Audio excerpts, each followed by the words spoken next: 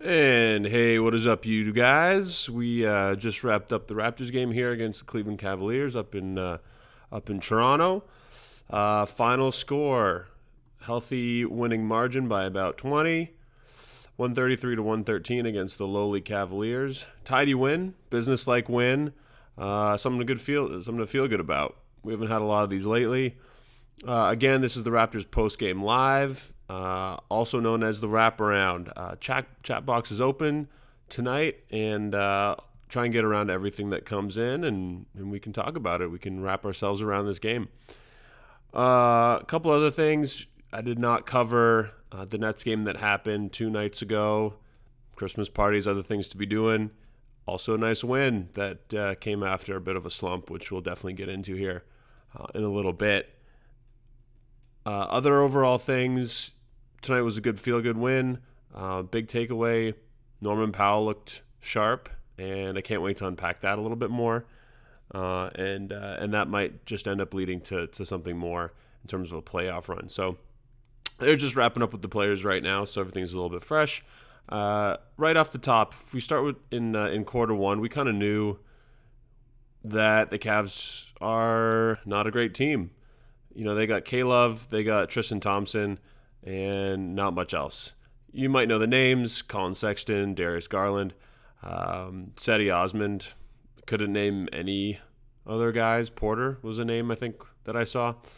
Anyway, so we started off strong, but so did they. Like, I liked what I saw out of Kevin Love. Kevin Love's always been kind of a nice player. Not on the defensive side, but when he can, like, he has a really nice shooting stroke and a good post player. Gave us fits, against the Raptors there in the playoffs. So, yeah, good player. There's been buzz about us trying to acquire him in a trade.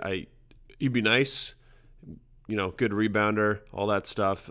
He's got a huge salary on the Bucks. I think it's like another 3 years. So we take him on. We compromise ourselves to go get Giannis in 2021. It's also more of a free agent class than just Giannis. And anyway, yeah, so if we strike out on Giannis, we don't want to strike out on everybody else by plugging up cap space. So never mind that. But K-Love is a fun-looking player, at least on a bad team, much like he was on the Timberwolves. But good stats, bad team guy. Sure. Gasol had his moments against Tristan Thompson. And even though Tristan Thompson's a Canadian, there's so much Tristan Thompson hate on the social media networks from like Canadian bloggers, and I kind of agree with them. Like, Tristan, I don't think we need to see him here in a Raptors jersey. Yeah, we got problems with rebounding, and he can guard out on the perimeter. He showed that against Golden State. Like, he was on the floor guarding Steph Curry when they went to all those finals against each other. Don't want to see him. I see him and I just want to kind of punch him in the face. He is just a face that I don't like. He dated a Kardashian, and I don't know. He like says stupid shit. Like, he said last season that, like, the road to the champions goes through Cleveland in the East or some shit, even after LeBron was gone. Like, just a goofy guy. Like, shut up. Like, if you're saying that stuff, like, one is bravado, one is just like, you don't know what you're talking about. So in quarter one was the first time that I wrote the note Norm's ceiling ...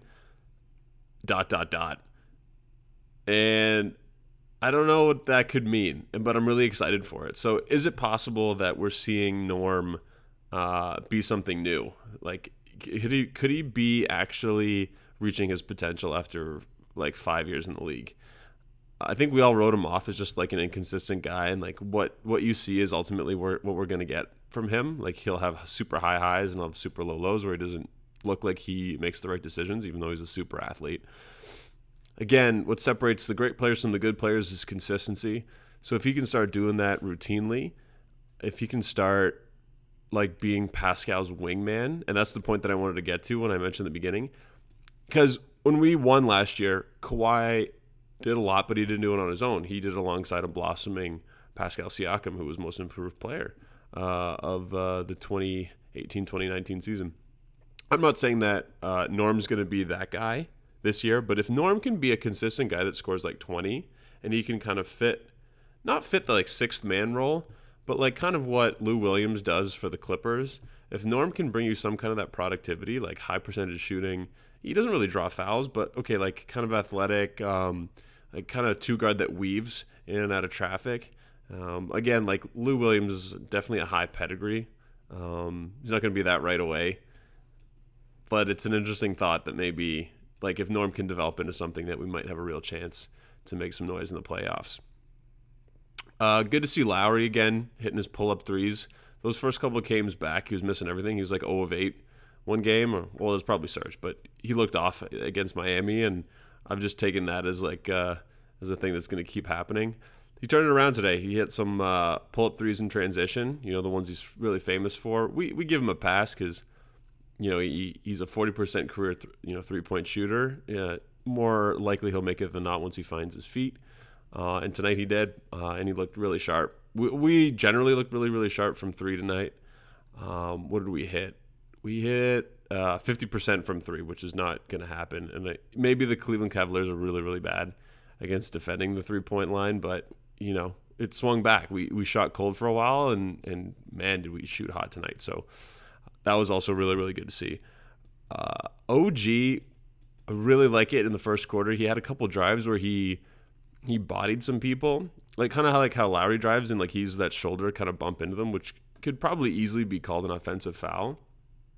But he's got such a box of a body. Like he reminds me of Kawhi in that sense, where he just kind of like bowls people over, and he gets that separation to kind of like pop over top of them, or lay it in if he's close enough to the rim. So I think Kawhi really, really influenced a lot of people when he was here. Pascal with the work ethic, and even OG like mimicking some of his game. Defense on defense too, like poking the ball away and stuff. So awesome that's happening now. It was good to see that Pascal was running on the break, and there was really was one awesome play there in the first quarter where I think he had a hit ahead from OG, so OG's not used to those regular type of outlet passes. But he hit Pascal, and Pascal almost runs out of bounds on the baseline, and he somehow like lurches his arm like back way up and like manages to float it in before he falls out of bounds.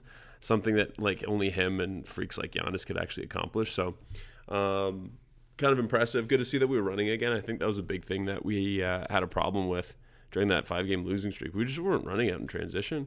I don't know if we were tired. I don't know really what the problems were there. Around the transition, like if we couldn't get stops or the defense was lacking, or we were just tired. So not going to read too much into it, but it's good to see that we were running and getting some second chance points there tonight. Something worth mentioning. So shout out Vivek Jacob, who unfortunately did get let go by Yahoo Sports Canada last week, but put an article up on the Raptors Republic about how the Raptors aren't necessarily yet contenders because they're just beating up on the bad teams. And so he did a bit of a deep dive and showed that I think among the top 10 teams or top 10 offenses in the league or some kind of list like that the Raptors are 4-8 with a negative net rating.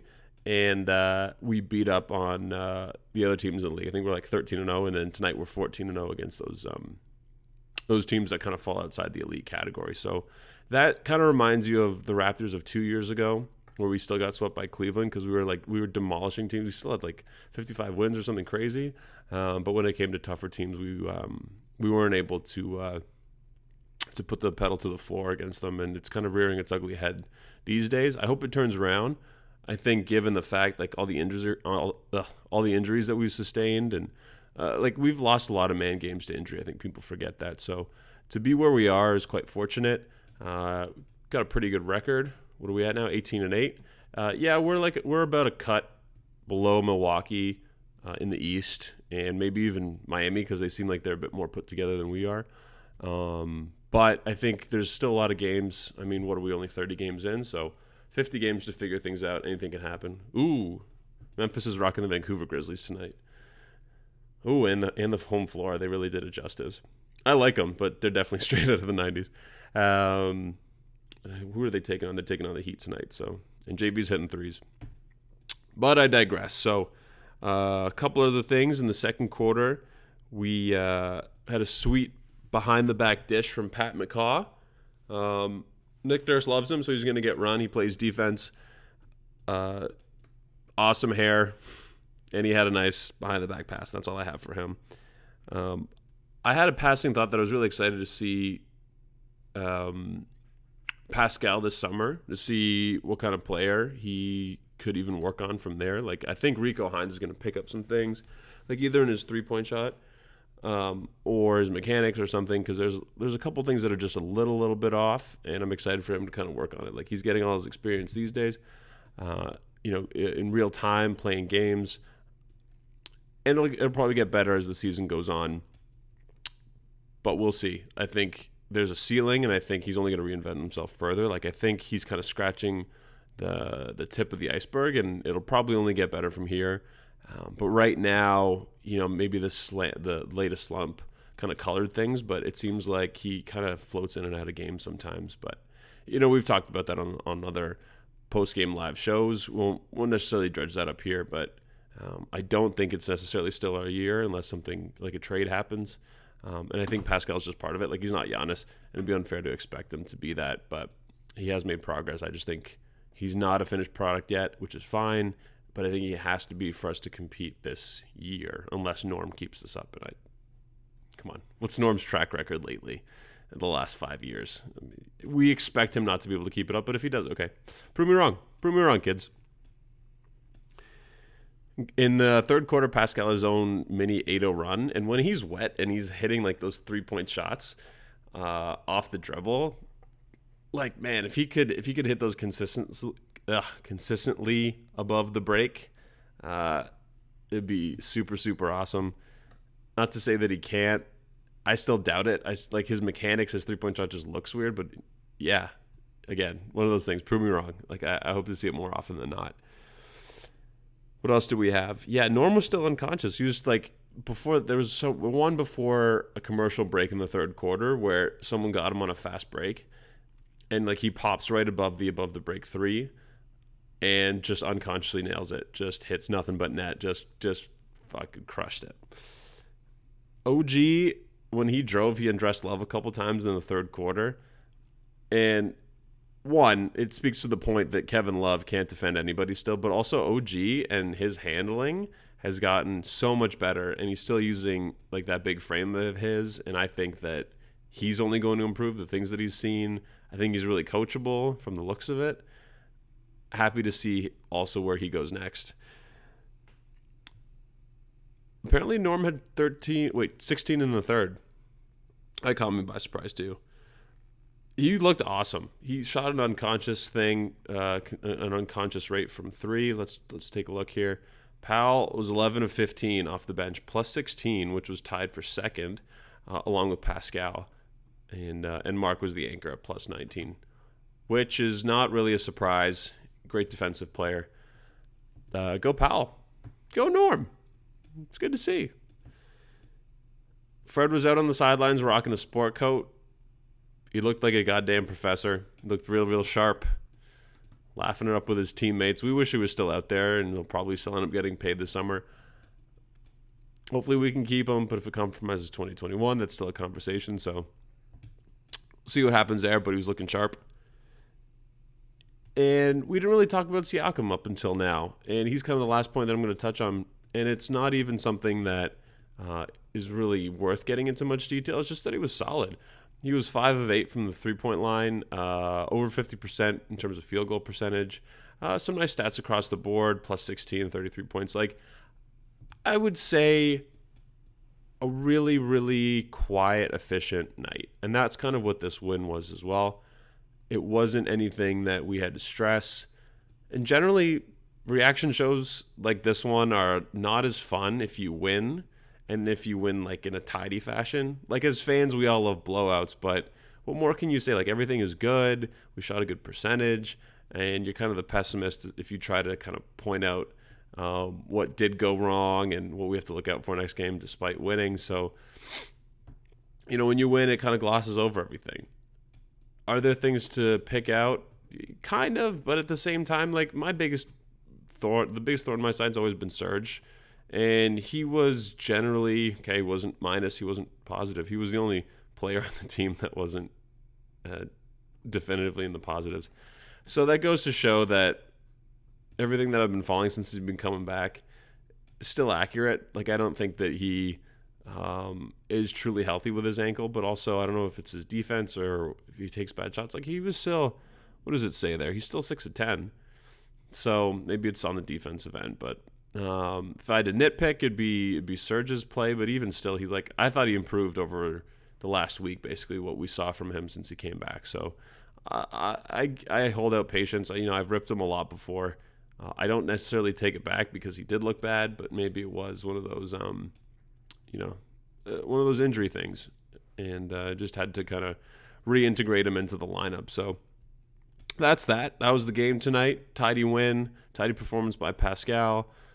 Great look by our supporting cast, including Mark, Kyle too, which we didn't really touch on, but he was fine as well, and Norm Powell. So tidy win. We go to Detroit tomorrow. Got the KC revenge game. Every game we play against Dwayne, it seems like I just feel like I want to beat him because he's still salty that we let him go, even though he won Coach of the Year. And then we won the championship last year without him. So you'd think that I guess he feels a bit better, or feels like he can't say as much. I don't really know. Who cares? It's Dwayne. We'll go beat him tomorrow night. And with that, we'll sign off on the Raptors post-game live. Again, subscribe to that channel. We love to keep the conversation going. The more chats, eventually we'll get some call-ins. We'll also get more routine co-hosts. A lot of the time, I end up doing it here solo. Even I get tired of my own voice, so it's good to have a little bit of that dynamic interchange with other Toronto Raptors basketball fans. So we'll keep building. We'll try and keep building that up. And till tomorrow night after the Pistons game.